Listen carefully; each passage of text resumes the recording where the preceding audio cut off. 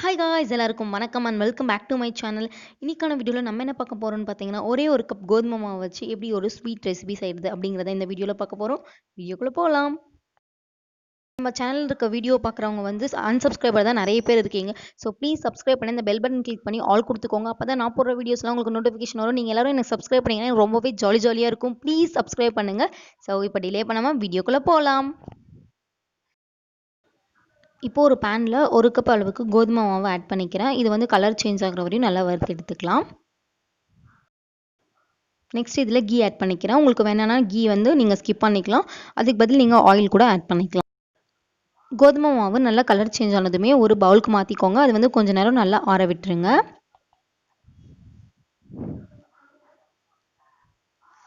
Next நம்ம முட்டை add பண்ண போகிறோம். ஸோ ஒரு மிக்சிங் பவுலில் வந்து ஒரு முட்டை எடுத்துக்கோங்க. அதை வந்து இந்த மாதிரி ஒரு நல்ல விஸ்க் வச்சு அடிச்சுக்கோங்க. இப்போ இதில் ஒரு ஆறு ஸ்பூன் அளவுக்கு சுகர் ஆட் பண்ணிக்கலாம். உங்களுக்கு வந்து சுகர் அதிகமாக தேவைப்பட்டுச்சுன்னா நீங்கள் கொஞ்சம் அதிகமாக கூட ஆட் பண்ணிக்கோங்க. நான் வந்து 6 டேபிள் ஸ்பூன் அளவுக்கு ஆட் பண்ணிக்கிறேன். நெக்ஸ்ட் இதில் பேக்கிங் சோடா ஆட் பண்ணிக்கிறேன். ஒரு டேபிள் ஸ்பூன்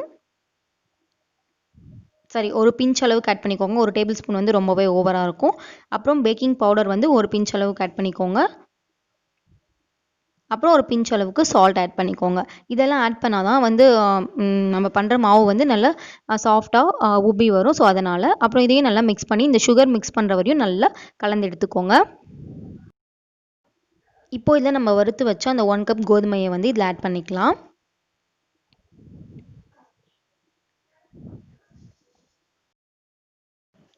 நெக்ஸ்ட் இதில் ஒரு 2 டேபிள் ஸ்பூன் அளவுக்கு ஆயில் ஆட் பண்ணிக்கோங்க.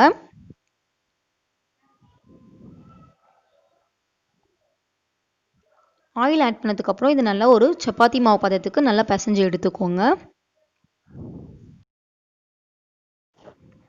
மாவு கொஞ்சம் கெட்டியாக இருக்க மாதிரி ஃபீல் ஆச்சுன்னா கொஞ்சமாக பாயில் பண்ண மில்க் ஆட் பண்ணி நல்லா இதை கலந்து எடுத்துக்கோங்க. தண்ணி வந்து ஆட் பண்ணக்கூடாது, மில்க் மட்டும்தான் ஆட் பண்ணணும்.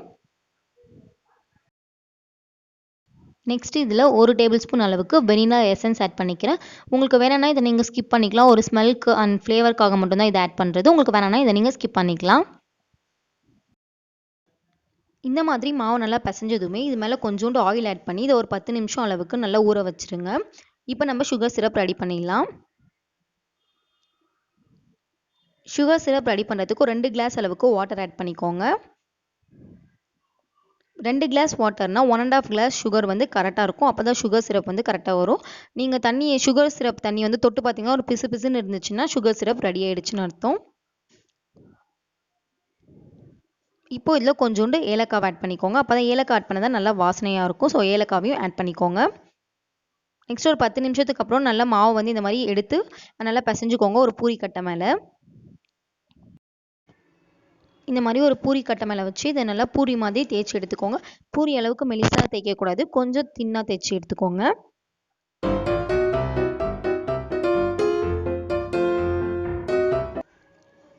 இதை பீஸ் போடுறதுக்கு இந்த மாதிரி ஒரு நைஃப் எடுத்துக்கோங்க.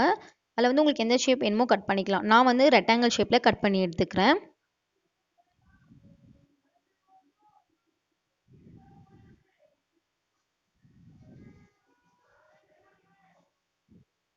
இந்த மாதிரி தின்னில் வந்து கட் பண்ணி எடுத்துக்கோங்க. அப்போ தான் வந்து பூரி வந்து அந்த மாவு வந்து நல்லா வரும்.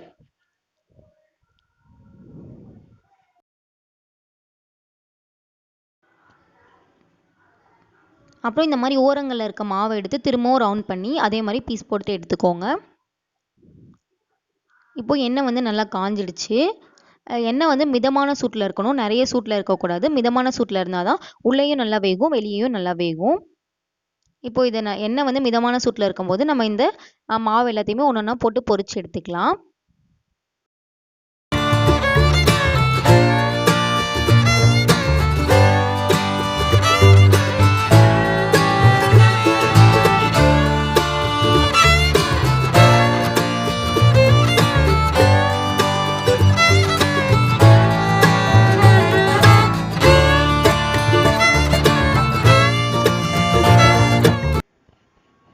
பார்த்தீங்கன்னா இதை நல்லா ஃப்ரை பண்ணி எடுத்துட்டோம்.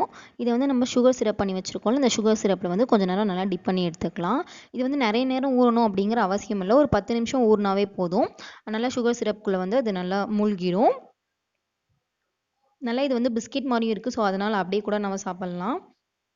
ஒரு 10 நிமிஷம் கழிச்சு நீங்க எடுத்து டேஸ்ட் பண்ணி பாருங்க. ரொம்ப ரொம்ப சூப்பரா இருக்கும் இது.